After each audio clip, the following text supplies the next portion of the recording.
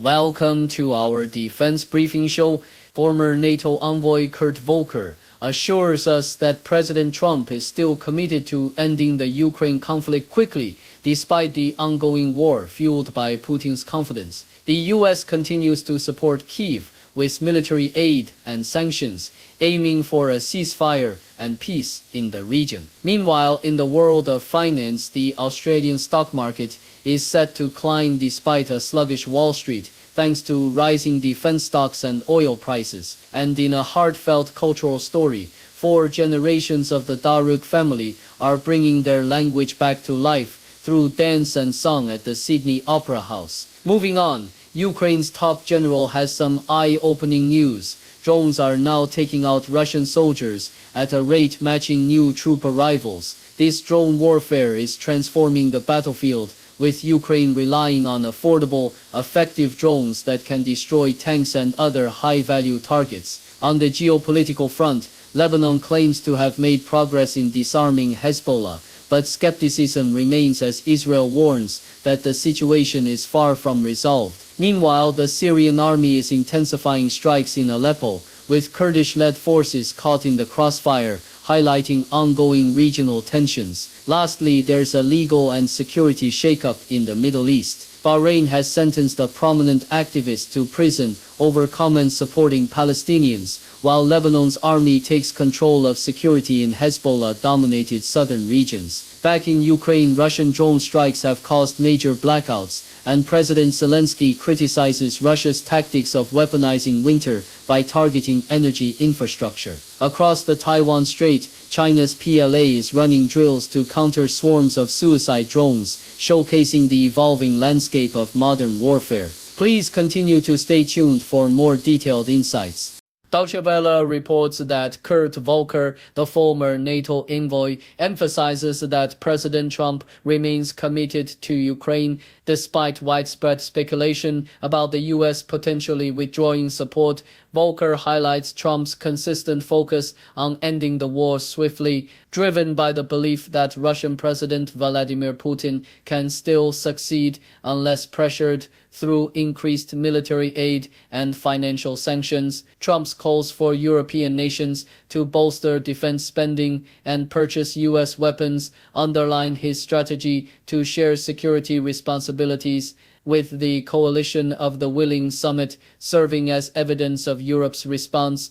Volker asserts that the ongoing conflict persists because Putin perceives a chance to prevail, and only by intensifying support and economic pressure can the U.S. and its allies persuade him to cease hostilities, reaffirming Ukraine's place as a sovereign part of Europe.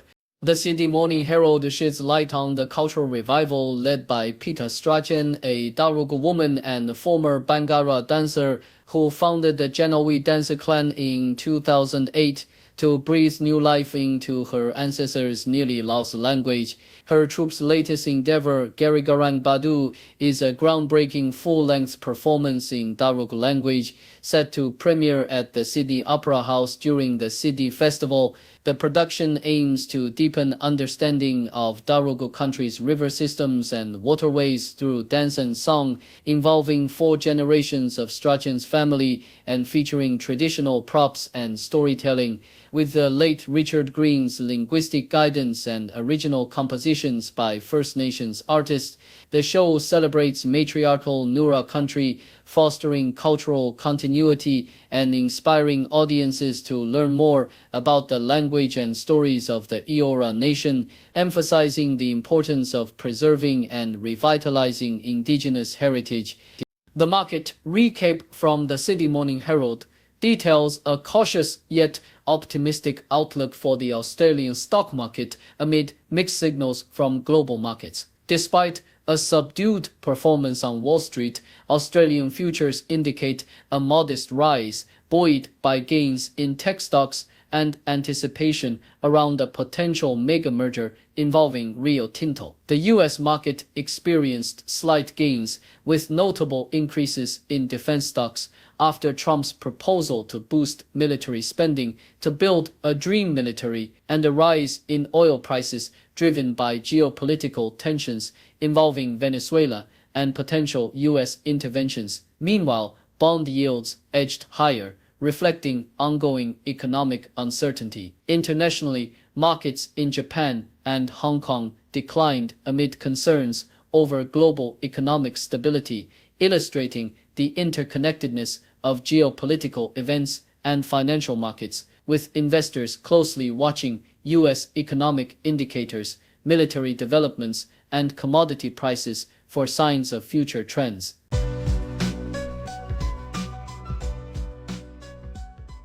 CNN reports that Lebanon has announced the completion of the first phase of its plan to disarm Hezbollah and other militant groups in the south, claiming that the Lebanese army now controls the territory south of the Litani River, with the exception of 5 Israeli military positions. While this marks a significant milestone, Israel remains skeptical, asserting that Hezbollah's rearmament efforts, supported by Iran, are far from halted. The Israeli government emphasizes that Hezbollah's military infrastructure persists and that disarmament remains elusive, citing ongoing Israeli strikes and Hezbollah's continued rearmament activities. The Lebanese army's statement avoids explicitly mentioning Hezbollah, but highlights ongoing efforts to prevent armed groups from rebuilding capabilities. Amid a backdrop of recent conflicts and international attempts at diplomacy, including U.S.-facilitated meetings aimed at preventing escalation. Despite the progress, Israel's foreign ministry warns that Hezbollah's arsenal remains substantial and the full disarmament goal is still distant, with ongoing Iranian support and Hezbollah's refusal to relinquish weapons further north, maintaining tensions in the region.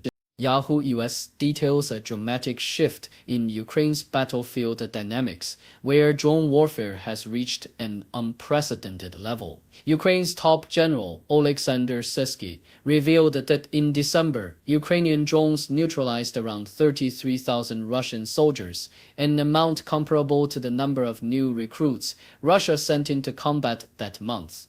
This marks a historic milestone, as drones now kill or seriously wound Russian troops at a rate matching their replenishment, fundamentally altering the war's landscape. Ukraine's reliance on inexpensive first-person view drones has surged, causing significant damage to Russian military assets, including tanks and sophisticated systems, while also gathering vital intelligence. Both Ukraine and Russia are engaged in a fierce race to develop more advanced drones and countermeasures, with Russia planning to expand its uncrewed systems force from 80,000 to over 200,000 by 2030. The escalation underscores the pivotal role of drone technology in modern warfare, with Ukrainian forces experiencing the tangible impact of this new aerial battlefield, despite the ongoing uncertainties about precise casualty figures and the broader strategic implications.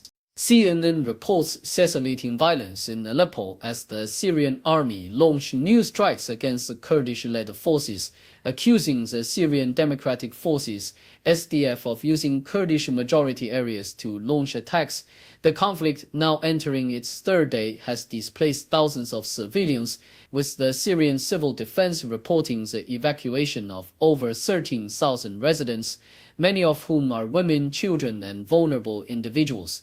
The fighting has intensified tensions between Damascus and the Kurdish authorities, who accuse the Syrian government of ethnic cleansing and threatening war crimes through targeted attacks.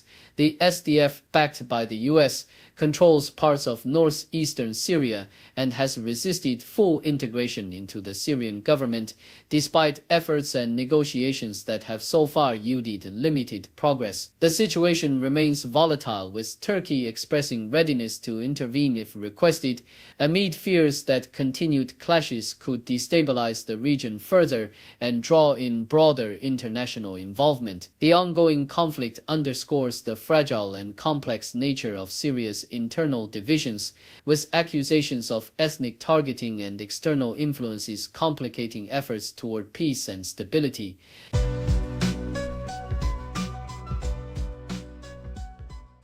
The Associated Press reports that Bahrain's court has sentenced Ibrahim Sharif, a prominent activist and former leader of the secular Water Party, to 6 months in prison and a fine for giving an interview in Beirut, where he criticized the Arab states and called for increased support for Palestinians. This case marks the 10th time since the Arab Spring protests in 2011 that authorities have targeted Sharif over his remarks, highlighting the ongoing suppression of free speech in Bahrain. Despite official statements claiming Bahrain upholds freedom of speech, Sharif's comments during the Israel-Hamas conflict, especially given Bahrain's diplomatic recognition of Israel in 2020, have made him a target, reflecting the tense political climate and the government's stance on dissent. Meanwhile, the BBC reports that Lebanon's army has taken control of security in the south of the country, an area long controlled by Hezbollah amid escalating fears of renewed conflict with Israel. The Lebanese government's plan to disarm non-state weapons in the region has seen some progress, with the army claiming to have effectively cleared the area south of the Litani River. But the challenges remain, including unexploded ordnance and tunnels. Israel and international observers remain skeptical of Lebanon's efforts, accusing Hezbollah of rearming and rebuilding its infrastructure with Iranian support. Despite Hezbollah's claims of compliance, the group's political and military influence persists, complicating Lebanon's fragile stability and the ongoing international push for disarmament. The Associated Press also details that Russian drone strikes have caused widespread power outages in Ukraine, with the southern Zaporizhzhia region experiencing its first blackout since the invasion, leaving over 600,000 households in Dnipropetrovsk without electricity. Ukrainian President Zelensky condemned Russia's targeting of civilian infrastructure, accusing Moscow of deliberately weaponizing winter conditions by disrupting energy supplies. Despite emergency repairs, the damage underscores the ongoing toll of the conflict, with Zelensky urging global partners to increase pressure on Russia and finalize security guarantees for Ukraine's post-war future. Meanwhile, Russia's defense ministry claims it intercepted numerous Ukrainian drones over Russian-occupied Crimea and the Black Sea, illustrating the persistent escalation and ongoing hostilities in the region.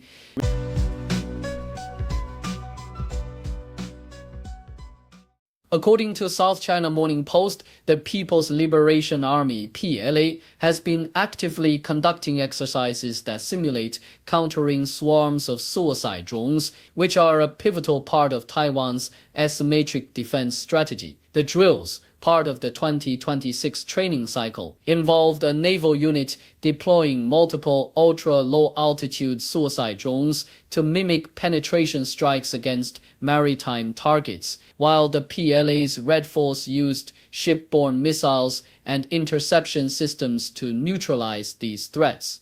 This simulation aimed to test battlefield scenarios with multi-wave drone attacks, reflecting Taiwan's tactical adaptation inspired by Ukraine's recent warfare, where both Russia and Ukraine have employed drones for reconnaissance and precision strikes. Taiwan has purchased around 1,000 suicide drones from the United States and collaborated with U.S. defense firms like Kratos to modify existing target drones into long-range, high-speed suicide drones called Qinfeng Ford, capable of precision strikes within mainland China. The PLA has also intensified its development of counter-drone technology, showcasing laser and microwave weapons, yet most analysts believe missile defense remains prohibitively expensive. Beijing's stance on Taiwan remains firm, viewing reunification by force as an option, with the country demonstrating its military advancements in drone warfare and countermeasures, underscoring the escalating technological arms race in the region. Thank you for tuning in. The content above showcases the latest briefing reports and analytical synopsis, thoughtfully curated by the 6DO team. These insights stem from a wide array of reputable media outlets, think tanks, government sources, and specialized experts worldwide. We encourage you to explore these sources for a comprehensive perspective. Keep in mind that while the content may not always align with the official standpoint of 6DO Brief, it's not meant to be taken as absolute directives for decision-making. Comprising seasoned media professionals, learned scholars, and accomplished scientists, the 6DO team embodies a trailblazing, fully independent media entity. To customize 6DO Brief to meet your professional needs, you have the option to subscribe to a diverse array of briefings on our website, 6dobrief.com. Regardless of your location, you can conveniently receive 6DO Brief via email. Morning sunlight on the street, city whispers soft and sweet, faces mix in daily grind, every story intertwined, cultures blend like colors bright, languages in the silent night, on the table stories told, food and feast upon so bold, people living day by day, in the heart they find their way, sharing moments, voices sing, in this world of everything. Society in rhythms beat, entertainment's fleeting heat, echoes of wars and fears, laughing through our unseen tears, children playing in the park, drawing dreams till after dark, elders speak of days gone by, washing shadows from the sky. People living day by day, in the heart they find their way, sharing moments, voices sing, in this world of everything.